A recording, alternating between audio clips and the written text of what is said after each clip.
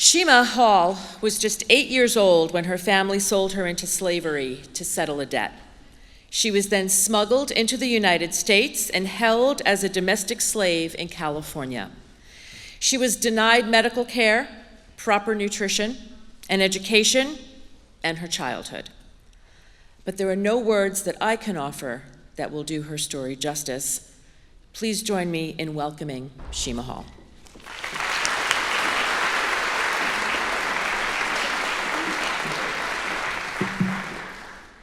Hello, everybody.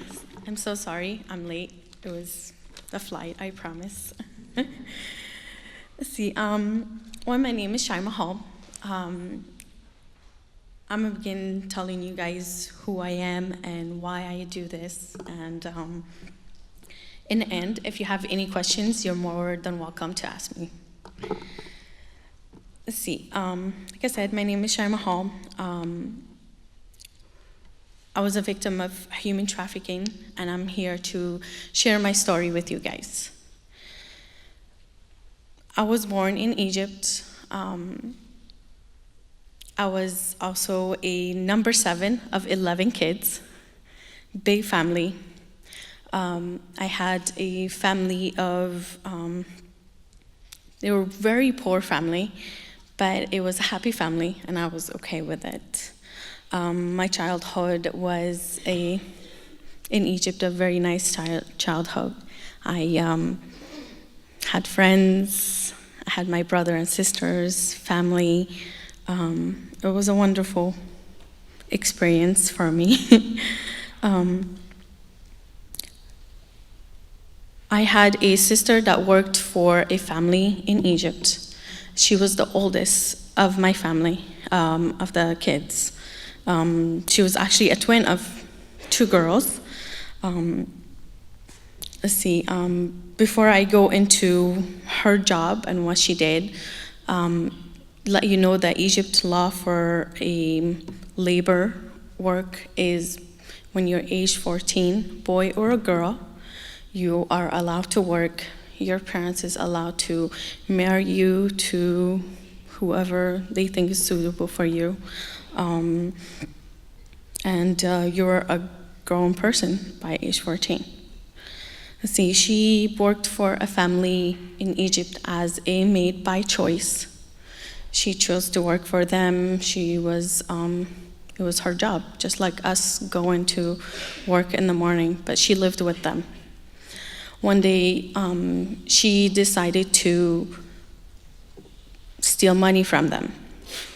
And when she stole money from them, she ran away after that. They called my parents. My mom showed up to the family's house. And let me explain to you guys the family's house is, or how they are. They're a very, very wealthy family. Their house is probably as half of this campus. That's how wealthy they are. They had 5 kids.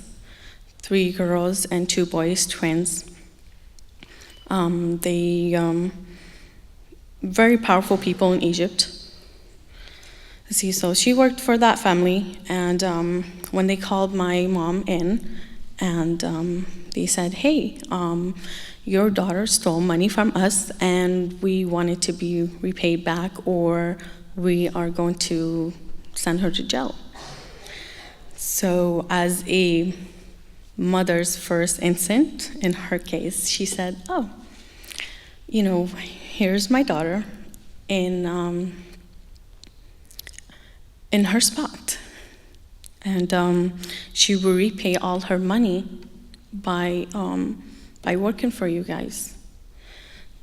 They said that's great. She's young, we can teach her everything we want to, the way we wanted to. And she wouldn't talk back. So that was a great thing for them, that I was 8 years old at the time. Even it was still against Egypt law, it was fine by them.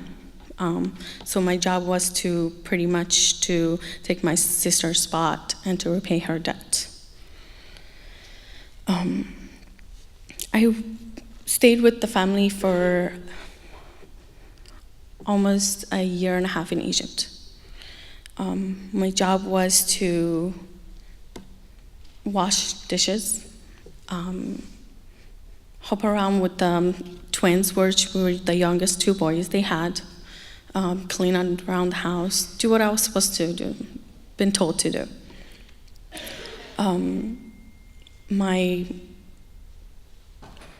My family didn't even contact me throughout those years. Maybe once, and that's because as a kid I cried and I missed them. And then they got hold of them. I wasn't the only person that worked for them in Egypt. They had other people in the house as well, actually about maybe 5 to 7 other people that worked there, but they were all adults, all by choice.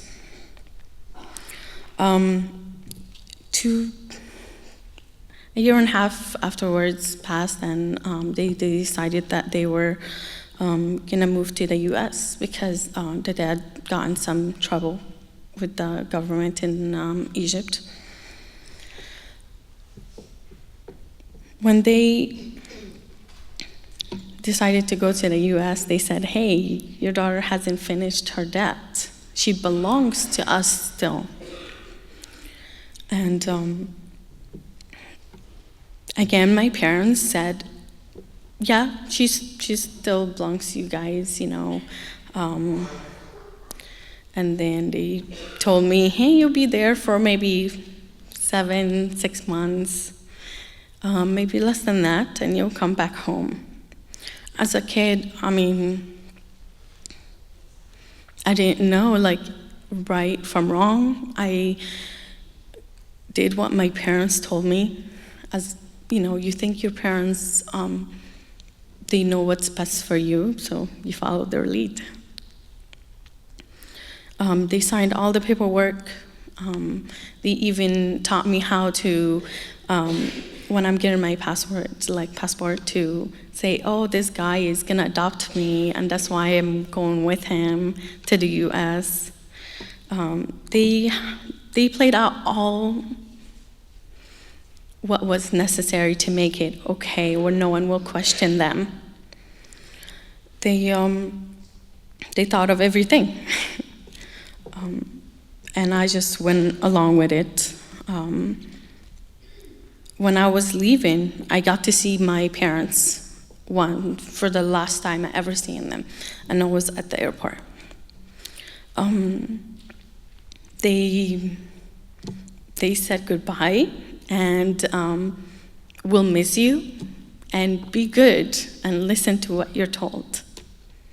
And pretty much that was it. I never seen them again.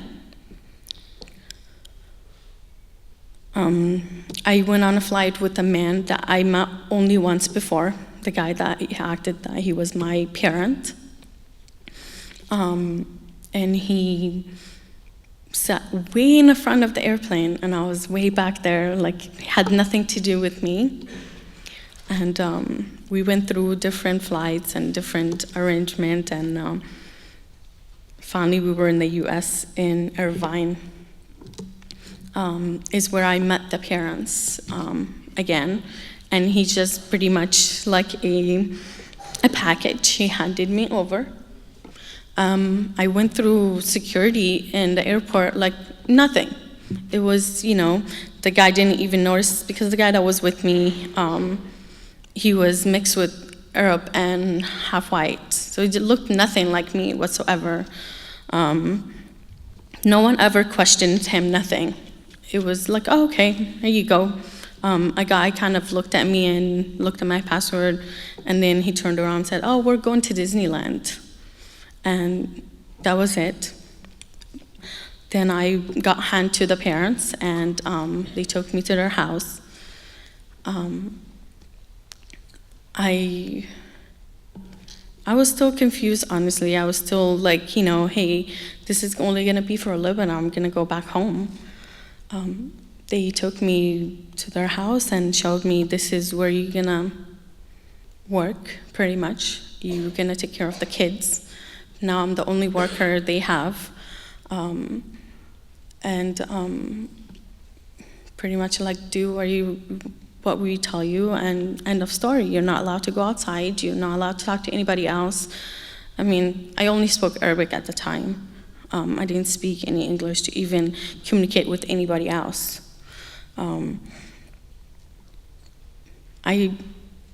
They showed me where I lived. I stayed in a room in the garage, and it had a bed, it had a blanket, and a light. And the light, eventually broke, and I lived the rest of the years with no light in that room. But that was my sleeping arrangement, and they thought that was perfectly fine to treat a human being. Sorry.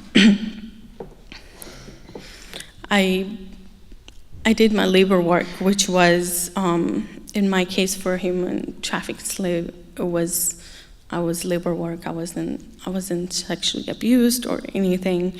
I was only abused by verbally slapping, smacking. Other people actually go through worse when they're slaved, if they're sexual slaved.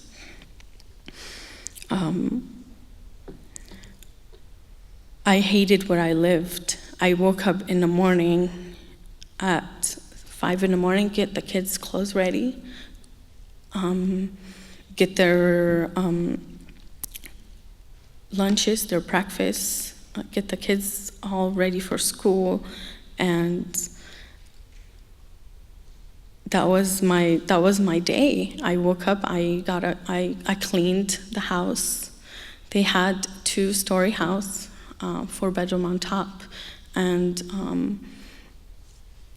they had about 2 other living room on the bottom, a computer room, bathrooms.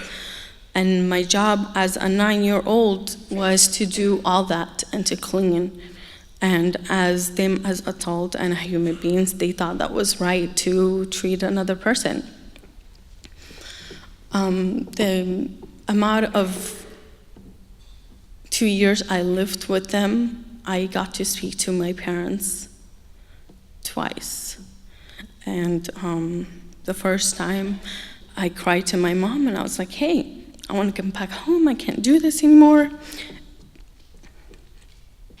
They're verbally abusive, everything just horrible. And she turned around, oh, you're okay. You're almost done repaying your sister's debt. You're fine. You have to do this for the family. You should think of your family. And I couldn't say anything else, that's what my mom is telling me. I got off the phone, and the dad goes up to me and he's like, don't you ever, pretty much complain about us to your mom. So he was on the other line listening. He was like, how dare you? We give you the world. We treat you as one of the family. And I couldn't imagine that's how family treat each other.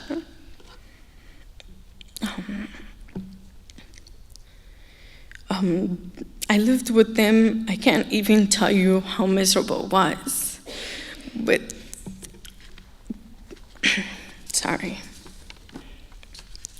With the way they treated me, the way the mom would go up to me and she's like, remember, you're nothing compared to who we are.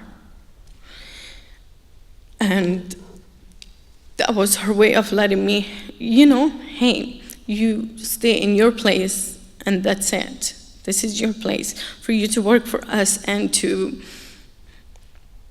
pretty much do what you're supposed to.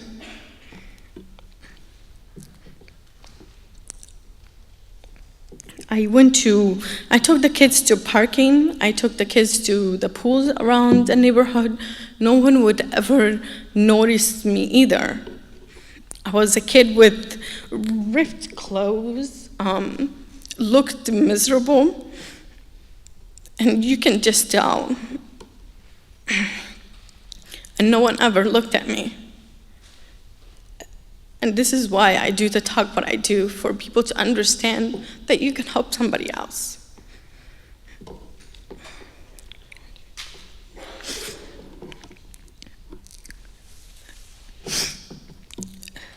I had one neighbor come up to me once at the park and ask the little boys, hey, who is she?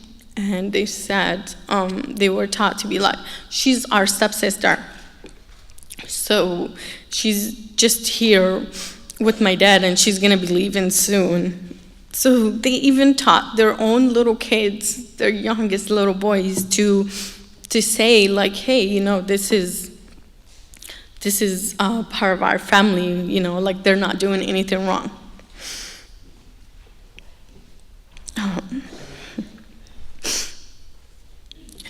The 2 years, I have to say, were the most miserable 2 years of my life.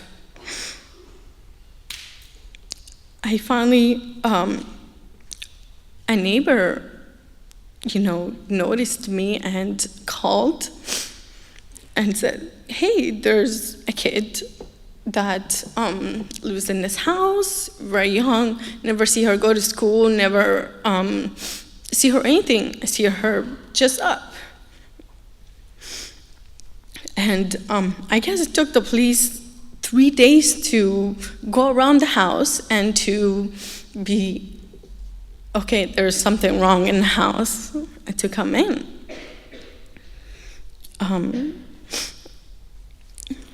And you can't even imagine the day I was rescued. Honestly, it was the worst day ever at the time, I thought. Because here it is, a bunch of cops coming to the house. And you're always drilled in your head to be, if anybody would ever take you, any police officers, anybody will talk to you, they would just put you in jail because you're not supposed to be here. You would never see your family again. They're gonna beat you until you're just, nothing else is left of you. And the mom would tell me that all the time in my head. And all I can think of when they came through those doors is like, my life is over. I thought I had it hard then, but I thought, oh man, the worst is coming.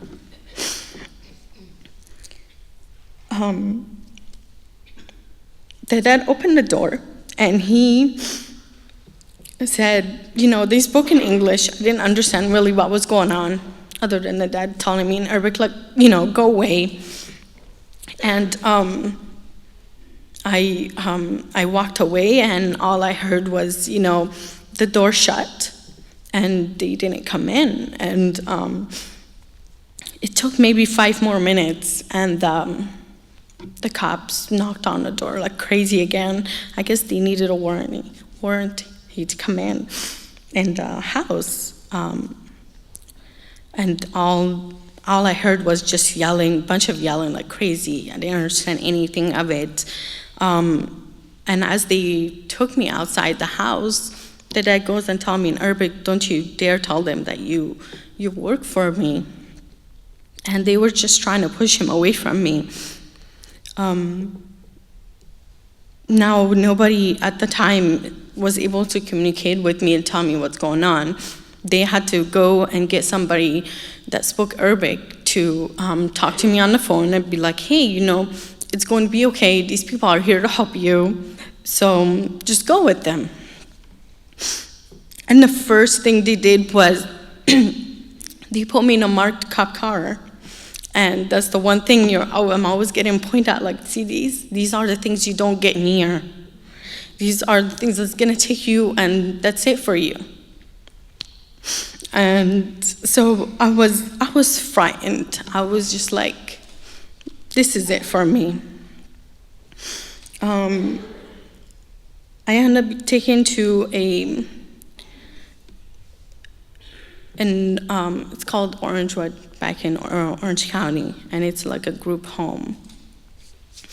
And I got placed there, and I want to say a day later, the cops came by, and they got my parents on the phone, And my parents, instead of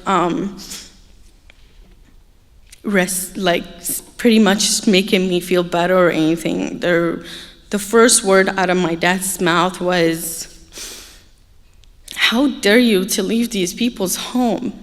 These are the people that put a roof on top of your head, cared and treated you as a family."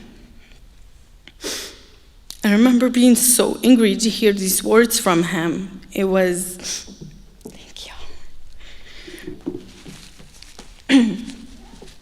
It was very hard to hear those words from him, because I just thought, like, he really has no idea what these people put me through.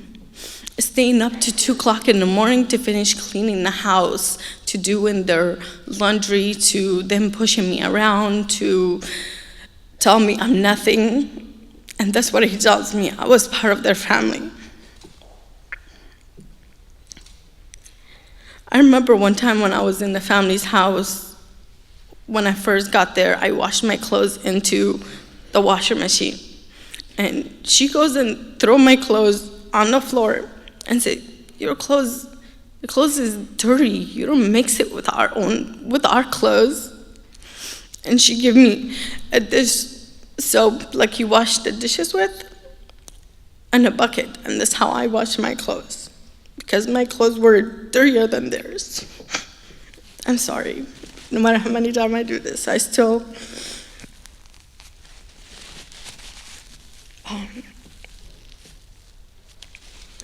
But yeah, my dad was like, be thankful pretty much.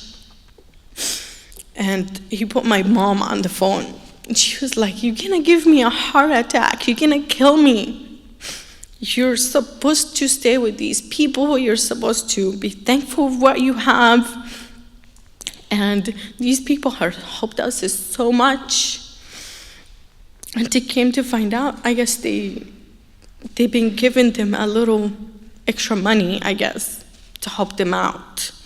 And the same sister that stole the money from them and I was in the situation with, she got married with the money they give them extra.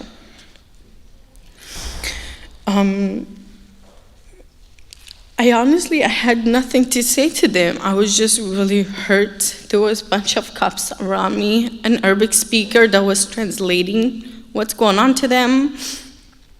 And I was just crying and telling him, like, Dad, these people are hurting me nonstop. And he's like, well, you should be thankful for what you have. And the cop ended up taking the phone and they hanged up on them. They're like, you don't need to listen to them. If it came by a few days, I was still terrified of what's going on around me.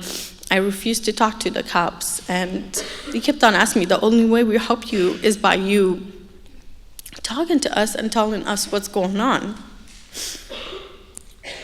Now I'm scared. I'm like, what if I go back to these family again? What if they win and they take me back? What they're gonna do? They're probably gonna show me the worst all over again because I even dared to say something. And all I can say to the cop was like, nope, I was fine. I was just visiting, just, don't worry about it. And they couldn't do anything else because I wouldn't talk. But again, that was another thing with victims. They don't know what to do with themselves. They're always scared they're gonna go back to where they were. Their emotions are all built on the things you're always told, and the things you're always told was gonna happen to you. I ended up going to foster care through the system, and I went through 3 different foster parents. I was a teenager, not many foster parents wants to take in a teenager. You never know what you're gonna get with it. I had my first foster parents, they were Arab because I didn't speak any English, and I stayed with them actually for about 3 years. And it didn't end up working out because they said I was becoming way too much of a teenager. And I guess you give a kid a candy and just got hyper with it, I guess. I was excited to know what was out in the world. I wanted to learn everything. Now through all this, I was Muslim. I wore my scarf. I practiced my religious very well, and I prayed so God can get me into a better place. My first foster parents were very hardcore Muslims as well. So since I was becoming too much of a teenager, they moved me along to my second foster parents, and I was no longer in California. I moved all the way to San Jose for my second foster parents. I was still not trying to learn and going through school systems. And they were another foster parents that was Muslim, and they spoke Arabic too. I didn't last long with them. I stayed only for a year. I moved along from them to my third foster parents, which was back to California, because I was in a ward of Orange County. Through every foster parents, you go through of the problems and me growing up and me trying to learn everything else around me. And my third foster parents, I didn't want to be a Muslim anymore, and I ended up taking my scarf off because I was getting bullied in school, and kids would pull my scarf off of me, just spit on me. It was just horrible. So I decided, keep on going through all these things, and because I believe in a faith that really not getting me anywhere. It's not even just the Muslim part. It was just me thinking of God, hey, this is not working out pretty much. And I decided to take my scarf off, and going through that was a lot different for me too, because I had a hard time with it, because I thought, I'm doing the worst right now of, not believing in what I always been taught. My third foster parents were American. They spoke full-on English, non-Arabic, and that's from where I got the last name Hall.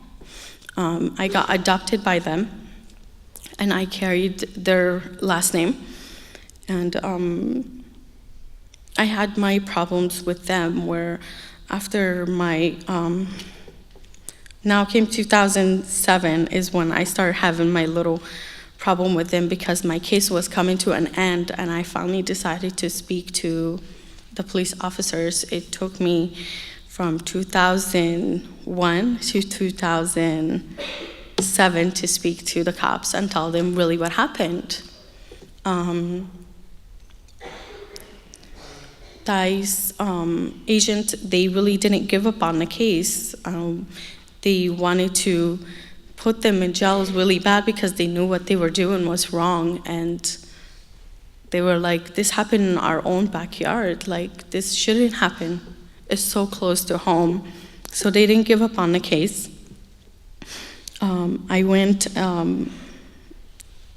to court, and they decided that they weren't gonna put me on the stand for trial, because my own sister, the one that started everything else, was coming to testify against me. And because these family were wonderful to her, and they stood by her, they did everything so great for her.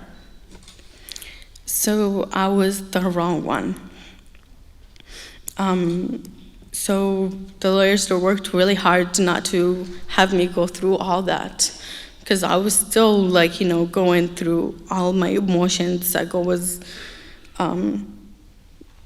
going through any kind of pills to put me to sleep, because I would never sleep. Any pills to make me happy. I went through the case, and the day of the trial it was really hard, because that was my first time ever seeing them again, the family. And the mom got up first and spoke and said, she was very determined and angry with the judge, stood up and told him, shame on you. You have us come to court on a holy day, because I guess it was Eid at the time, and taking us away from my family and my kids.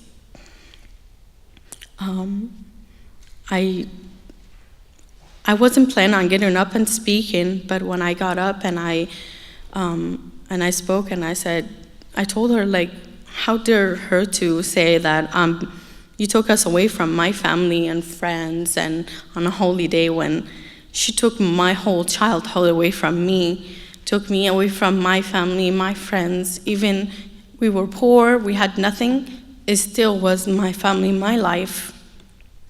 And she took that away from me. And she was very upset that the judge had the court date on Eid. And that's really all I had to say to her, is pretty much shame on you. The good thing about the case, they plead guilty, so they weren't able to get us a bigger sentence. But the good thing is they still went to jail. She went to 22 months. That's how long she had me, for 2 years. And the dad went for 3 years to jail. I was the first case for human trafficking being ever solved in Orange County and in California. They didn't get a lot of jail time, but the community and the police officer, they all learned a lot from it for the next victim, how to help them right, and how to make things go along a lot faster.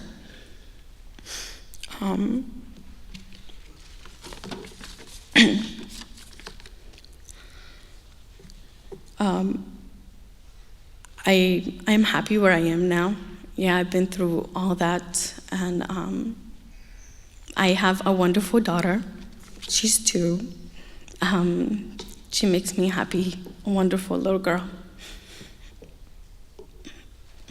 And this is why really I do most of my talks, because I would never want her to grow up in such a horrible world. I would kill for her, and that's how I would want everybody to look around and to be like, if you see something, do something about it.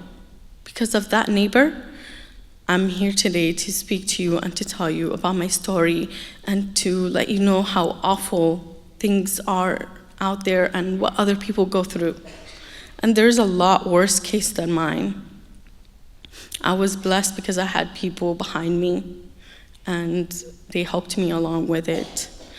I was a determined person to be like, I was given an opportunity to stay in the US, and I'm gonna do everything I could do to make it worth, to give back what had been given to me, my life, and to have a wonderful life. I really don't have much to say. There's a lot more to everything, but if you guys have any questions, you're free to ask me.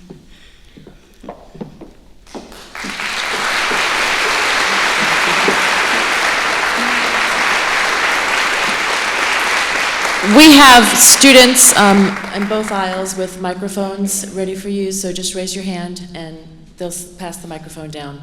But please wait till you get the microphone so that Shyima can hear you. Well, by the way, thank you for sharing your story. But I guess my question is your family did awful things and said awful things to you. Have you found forgiveness for your sister, for your parents, and also even for the the family who enslaved you? Have you found forgiveness for them, or how do you feel about them thinking back on your experience? I found forgiveness for my family, yes. I have, just because I learned along that there's somebody else that's gonna be judging them, not me. I still get angry, don't get me wrong, when I think about things and how they were never part of my life. For the other family, honestly, I don't give them the time and thoughts. So. Are you still in contact with your family? No, I did. Last time I spoke to them was in 2008. That was it. Thank you.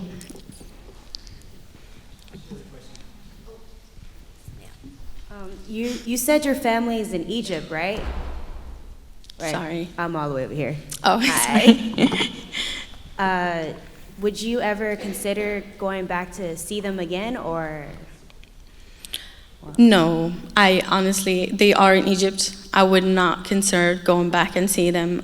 I believe in making your own family the ones that loves you, and these are people that obviously didn't love me, and I have my family now, and that's all I see.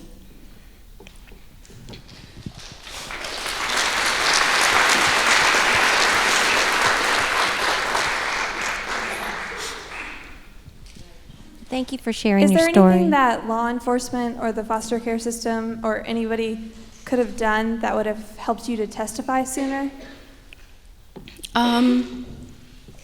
No, honestly, just because it was all the battle between me and myself of believing in myself and saying I could do this, I can go and stand against these people and have them pretty much,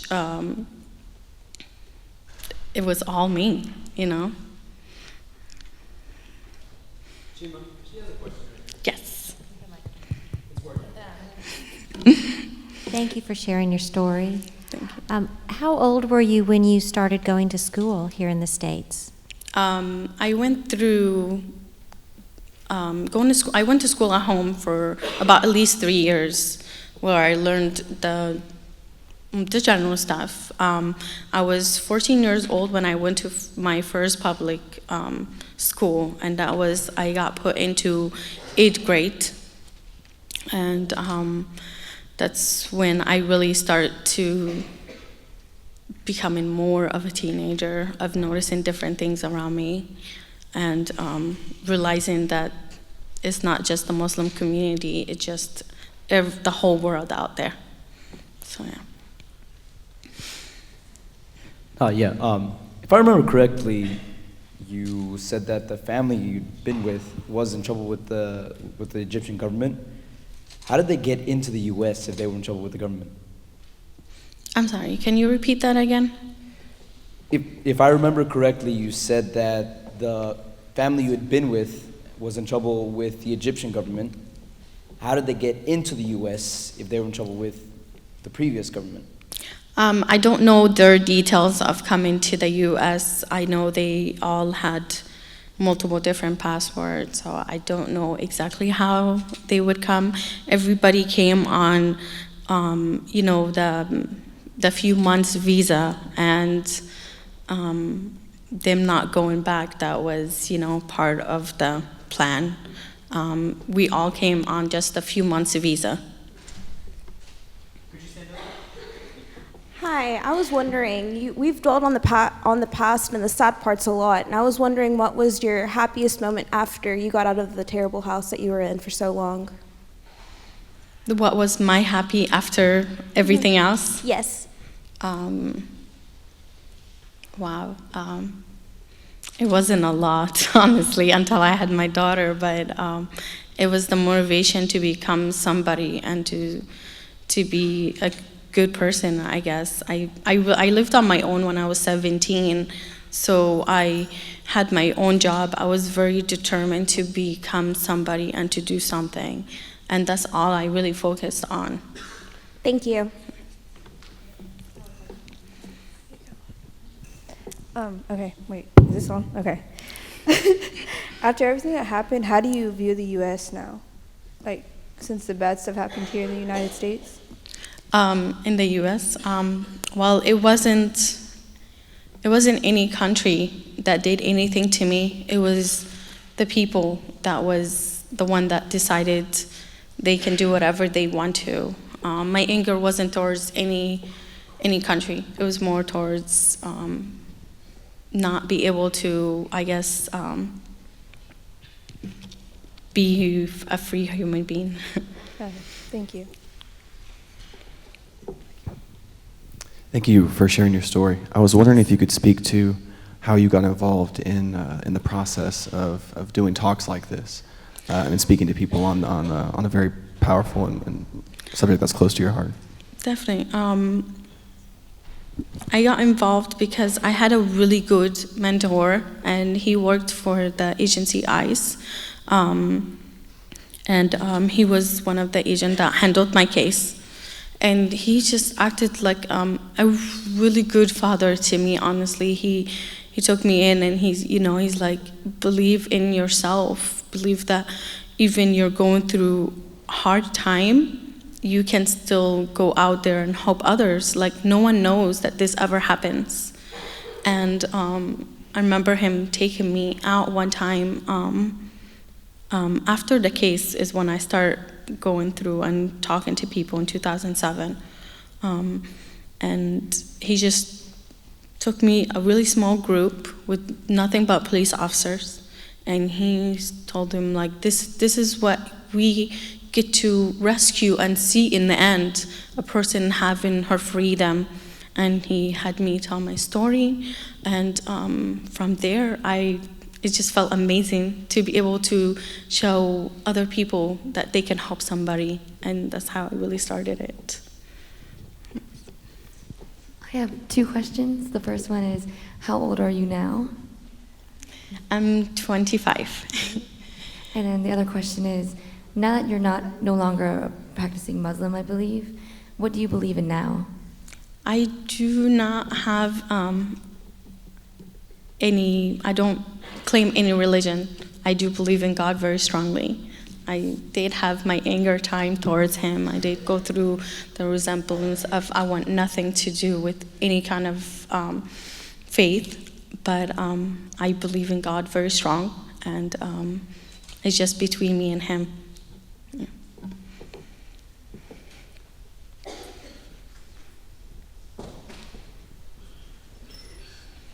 With your case being with the abuse like that, do you think they're more receptive to the type of abuse you went through in slavery as opposed to the sexual type? I think it was all depends on the people that took you.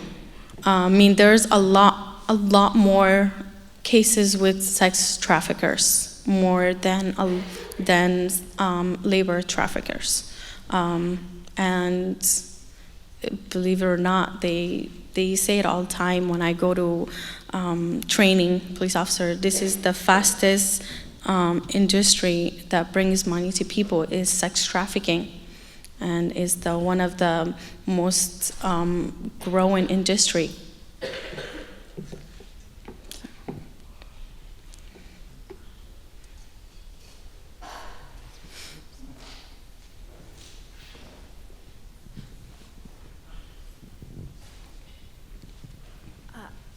I have a question. Do you do anything to like de-stress? Like, do you do any art, or do you like exercise, or like what do you do when those memories are just coming back? Well, this is actually my therapy when I do this.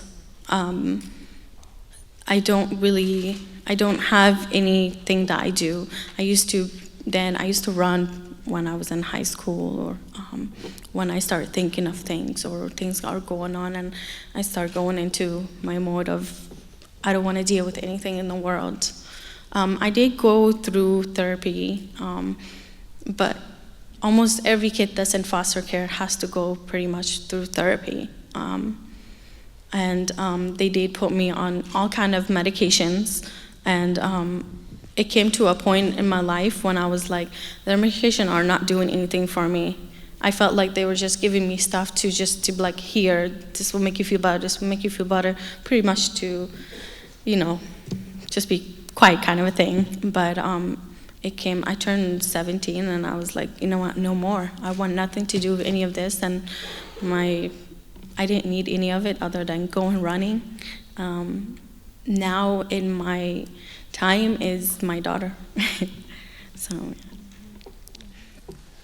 yeah. Is this on?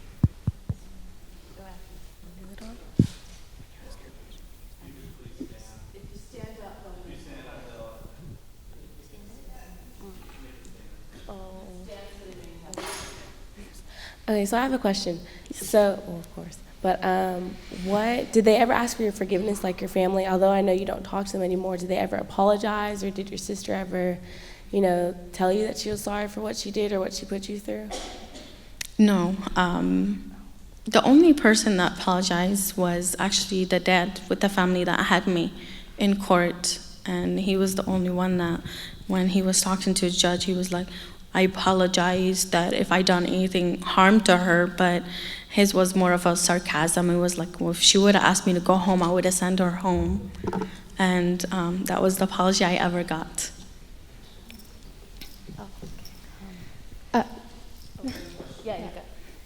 You said that you're really happy to have your daughter. How do you plan on telling her, or do you plan on telling her your life experiences when she grows up? I would definitely be telling her what human traffic is, and explain to her that she can do so much in the world of helping other people. And that's when I really would bring my situation to her, and it won't be like a secret or anything to her. I do have my book, and maybe I won't give her the book right away. I will talk to her and then have her read all the details. But if something goes through my mind, honestly, but I know when it's time, I will know what to do with her. Yeah. Aside from the mentor that you previously had mentioned and your daughter, are there any other, and talking about your story to groups like us, is there any other support network that you're a part of? Any other extended family, perhaps, that wasn't necessarily involved in the situation, or anything outside groups that you I go to a lot of groups that other victims are in, and they get to talk and share their stories and kind of try to heal together. The whole Orange County is a very involved in human traffic awareness, so they always have things, actually like almost every month they have something going on where they help share the awareness and talk about human traffic, and I try to do it as much as I can with them. So yeah. We're good? Okay, all right. Can I ask a Shyima, question? Thank you. Do we have one more? Yeah, can Just I one ask a more. question Okay, real and this will quick? be it. Sorry. But you're talking about people speaking up for others, like in slavery or being trafficked. But like, what kind of signs could we look for to know to speak up?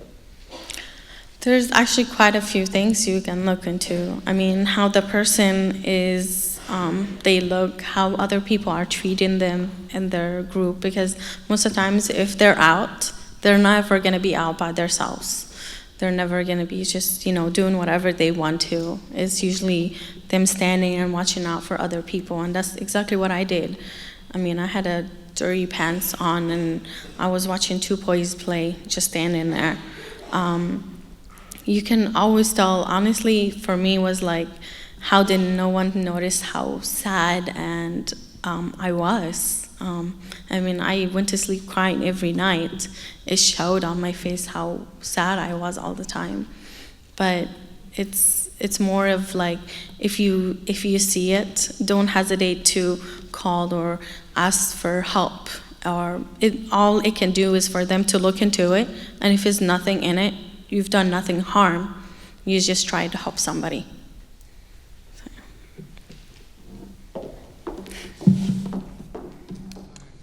Well, Thanks for your questions, and again for your patience. And Shyima, thank you very much. I'd like to present this from the Global Center. Thank you.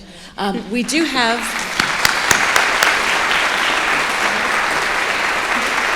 We do have Shyimi's books for sale outside, and she will be doing a book signing upstairs. And for those who are joining us for the reception, please come upstairs as well.